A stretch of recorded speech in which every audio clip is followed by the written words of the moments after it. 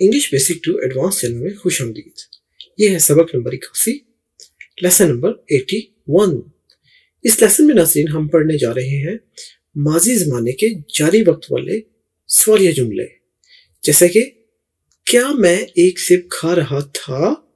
इसकी इंग्लिश कैसे बनेगी, बड़ी आसानी से हम आपको समझा देते हैं। तो चलिए शुरू करते हैं आज का सबक। Continuous tense. कॉन्टिन्यूअस टेंस कहते हैं जारी काम वाला जुमला। इसमें प्रेजेंट कॉन्टिन्यूअस टेंस होता है, पास्ट कॉन्टिन्यूअस टेंस होता है और फ्यूचर कॉन्टिन्यूअस टेंस होता है। प्रेजेंट का मतलब मौजूदा ज़माना, पास्ट का मतलब माजी का ज़माना और फ्यूचर का मतलब आने वाले ज़माने की बात, वो भी कॉन्टिन्यूअस यानी जारी। हमने प्रेजेंट कॉन्टिन्यूअस टेंस तो पिछले सबक में पढ़ लिया था और इसका सवालिया जुमला भी बनाना सीख लिया था।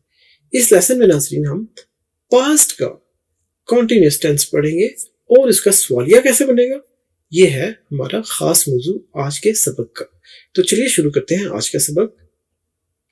कॉन्टिन्यूअस टेंस, इसमें पास्ट कॉन्टिन्यूअस, उसका फॉर्मूला क्या है पहले इसको समझना जरूरी है। ये हम पिछले लेसन्स में तो पढ़ चुके हैं, लेकिन यहाँ पर दोहराना जरूरी है क्योंकि इसी से आपको पता चलेगा कि इसका सवालिया कैसे बनेगा। तो इसके फॉर्मूले में पहले सब्जेक्ट होगा, उसके बाद वाज या वर का इजाफा होता है और फिर वर्ब की पहली फॉर्म और उसके साथ आईएनजी और फिर ऑब्जेक्ट इस्तेमाल किया जाता है।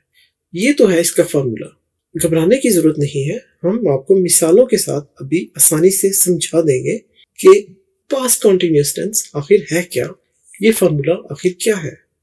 तो कॉन्टिन्यूअस टेंस में पास्ट कॉन्टिन्यूअस टेंस, ये उसका फॉर्मूला हो गया जो अभी हमने पढ़ा। सब्जेक्ट वाज या वर, वर्ब की पहली फॉर्म उसके साथ आईएनजी का इजाफा, ऑब्जेक्ट। फॉर्मूले के बाद मिसालें देखिए। अब देखिए, अली खत लिख रहा था, माजी का हो गया लेकिन माजी में काम जारी था। देखिए काम हो रहा था कि अली खत लिख रहा था माजी में, तो ये हो गया अली जो सब्जेक्ट है। वाज या वर में से वाज इस्तेमाल होगा। एक चीज हो, इंसान हो या जगह हो, उसके लिए वाज इस्तेमाल होता है। अगर ज्यादा हो फिर वर इस्तेमाल होगा। तो अली वाज, देखिए वाज या वर में से वाज यूज किया। लिखने की इंग्लिश है राइट, राइट एक वर्ब है, उसके साथ आईएनजी का इजाफा किया तो राइटिंग हो गया। तो अली वाज राइटिंग, अली लिख रहा था। अ लेटर, लेटर है ऑब्जेक्ट। ऑब्जेक्ट कहते हैं जिस चीज पर काम किया जा रहा हो। तो Ali was writing a letter, Ali खत लिख रहा था। एक और मिसाल देखिए, हम क्रिकेट खेल रहे थे। रहे थे, गौर कीजिए, रहे थे यानी ये काम जारी था लेकिन माजी में। तो हम क्रिकेट खेल रहे थे, वही हो गया सब्जेक्ट। वही अब एक से ज्यादा है यानी हम लोग एक से ज्यादा हैं, तो इसके साथ वर यूज हुआ, वर, वी वर। प्ले है खेलने की इंग्लिश, आईएनजी का इजाफा तो प्लेइंग, वी वर प्लेइंग। उसके बाद ऑब्जेक्ट आ गया क्रिकेट, हम क्रिकेट खेल रहे थे। वी वर प्लेइंग क्रिकेट, हम क्रिकेट खेल रहे थे। एक और मिसाल, मैं एक सेब खा रहा था। देखिए रहा था, कौन, मैं, क्या कर रहा था, एक सेब खा रहा था। तो अब इसकी इंग्लिश बनेगी आई। देखिए अब आई अकेला है, एक है, तो उसके साथ वॉज यूज हुआ, आई वॉज। ईट है खाने की इंग्लिश, ये वर्ब हो गया ईट, उसके साथ आईएनजी का इजाफा ईइंग, eating, I was eating an apple. Apple है object, I was eating an apple, मैं एक सेब खा रहा था। ये तो हो गया नाज़रीन पास्ट कॉन्टिन्यूअस टेंस, और उसका फॉर्मूला भी हमने देख लिया, मिसालें भी हमने देख ली। अब हम इसका सवालिया जुमला सीखने जा रहे हैं। इसका सवालिया कैसे बनेगा, चलिए देखते हैं। Interrogative continuous tense. इंटेरोगेटिव कहते हैं सवालिया को, इंटेरोगेटिव कॉन्टिन्यूअस जारी टेंस, लेकिन इसका हम पढ़ने जा रहे हैं इंटेरोगेटिव पास्ट कॉन्टिन्यूअस टेंस, तो माजी का जुमला। अब देखिए, पहले हमने पढ़ा था सब्जेक्ट के बाद वाज या वर इस्तेमाल होगा, लेकिन अब हमने तरतीब बदल दी। यहां से वाज या वर को उठाकर शुरू में ले गए और शुरू में ले जाते ही इनका फर्स्ट लेटर कैपिटल लेटर में कन्वर्ट कर दिया, तब्दील कर दिया। वाज हो या वर हो, इनका पहला लेटर जो डब्ल्यू है इसको कैपिटल लेटर में लिखना है, कैप्स में लिखना है। वाज या वर, फिर सब्जेक्ट, सब्जेक्ट के बाद वर्ब की पहली फॉर्म और उसके साथ आईएनजी का इजाफा और फिर ऑब्जेक्ट। ऑब्जेक्ट के बाद नाज़रीन आपने सवालिया निशान जरूर यूज करना है, क्योंकि आपका अगर ये लिखा हुआ कोई और देखे और ये सवालिया निशान ना हो तो समझ में नहीं आएगा, जुमला कुछ नामुकम्मल सा होगा कि ये सवाल पूछ रहा है और इसने सवालिया निशान क्यों नहीं लगाया। सवालिया निशान लगाने से फौरन पता चल जाता है कि ये सवाल है। तो वाज या वर, उसके बाद सब्जेक्ट, सब्जेक्ट के बाद वर्ब की पहली फॉर्म और उसके साथ आईएनजी का इजाफा और फिर ऑब्जेक्ट और सवालिया निशान। ये तो हो गया नाज़रीन इंटरोगेटिव पास्ट कॉन्टिन्यूअस का फॉर्मूला। तो चलिए हम इसको मज़ीद समझते हैं मिसालों के साथ। तो ये है इंटरोगेटिव कॉन्टिन्यूअस टेंस पास्ट का, और इसका फॉर्मूला भी हमने पढ़ा, वाज या वर सब्जेक्ट, फिर वर्ब की पहली फॉर्म आईएनजी का इजाफा उसके साथ और फिर ऑब्जेक्ट। ये है फॉर्मूला। अब हम मिसालें पढ़ते हैं इसकी। देखिए, क्या अली खत लिख रहा था, देखिए था आ गया।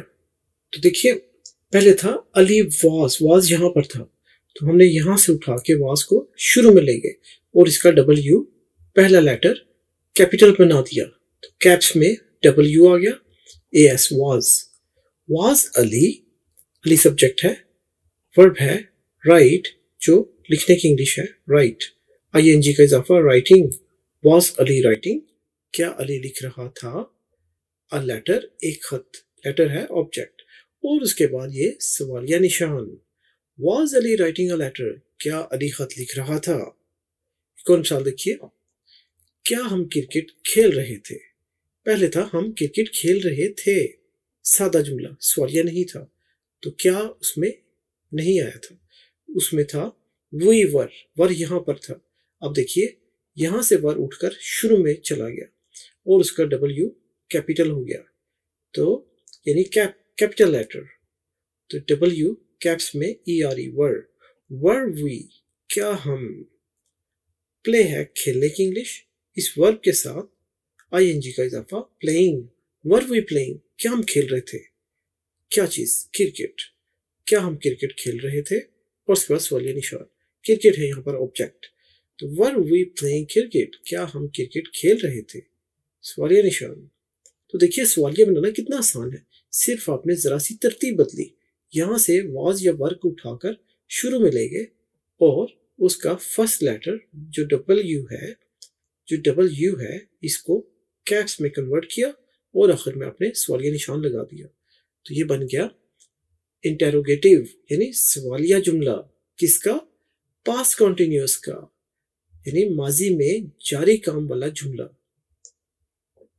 एक और मिसाल देखिए, क्या मैं एक सेब खा रहा था, देखिए पहले था मैं एक सेब खा रहा था और उसकी इंग्लिश थी आई वाज यहां पर पड़ा हुआ था, आई वाज ईटिंग, मैं खा रहा था, लेकिन अब यहां से वाज उठकर शुरू में चला गया, अब ये हो गया वाज आई, क्या मैं, और देखिए वाज में डब्ल्यू उसका हमने कैप्ट कर दिया, उसको हमने कैपिटल लेटर में कन्वर्ट कर दिया, WAS वाज, आई हो गया सब्जेक्ट, ईट है खाने की इंग्लिश, और ये जो वर्ब है ईट जो खाने की इंग्लिश है इसके साथ हमने इजाफा किया आईएनजी का, वाज आई ईटिंग, देखिए वर्ब पहली फॉर्म उसके साथ आईएनजी का इजाफा, वैसे ही जैसे हमने सादा जुमले में पढ़ा था जो सवालिया नहीं था, वैसे ही बिल्कुल वैसे ही, वाज आई ईटिंग, क्या मैं खा रहा था, एन एप्पल एक सेब, और सेब यहाँ पर ऑब्जेक्ट है, Apple object, was I eating an Apple, क्या मैं एक सेब खा रहा था। ये ऐसे ही है जैसे कोई शख्स आप इल्जाम लगा रहा हो कि तुम सारा फल खा गए सेब भी खा गए, तो आपने सेब अगर नहीं खाया तो आप पूछते हैं क्या मैं सेब खा रहा था। देखिए इस तरह से ये जुमले हमारी रोजमर्रा की इंग्लिश में इस्तेमाल होते हैं, और उम्मीद है आपको ये बनाना भी आ गए होंगे आसानी के साथ। अगर आपको लेसन पसंद आया हो तो लाइक जरूर कीजिए और हमें कमेंट्स में अपनी राय भी दीजिए। चैनल को सब्सक्राइब कीजिए ताकि हर नए आने वाले लेसन का नोटिफिकेशन आपको मिल जाए और हमारी हौसला अफजाई भी होती रहे। वीडियोस को ज़्यादा से ज़्यादा शेयर कीजिए अपने रिश्तेदारों में, दोस्तों में, अपने सोशल मीडिया के ग्रुप्स में, ताकि ज़्यादा से ज़्यादा लोग अच्छे लेसन हैं इनसे फ़ायदा उठा सकें। और हम आपको लेकर चल रहे हैं बिल्कुल ज़ीरो से। जो बिल्कुल लोग हैं वो भी इसका लेसन नंबर 1 देखें तो वो बिल्कुल ABC से लेके जुमलों तक इंग्लिश सीख रहे हैं हमारे साथ। तो देखते रहिए हमारा channel English basic to advance YouTube channel. अपना बहुत ख्याल रखिएगा। मिलेंगे हम आपसे अगले लेसन में, तब तक के लिए अल्लाह हाफिज़।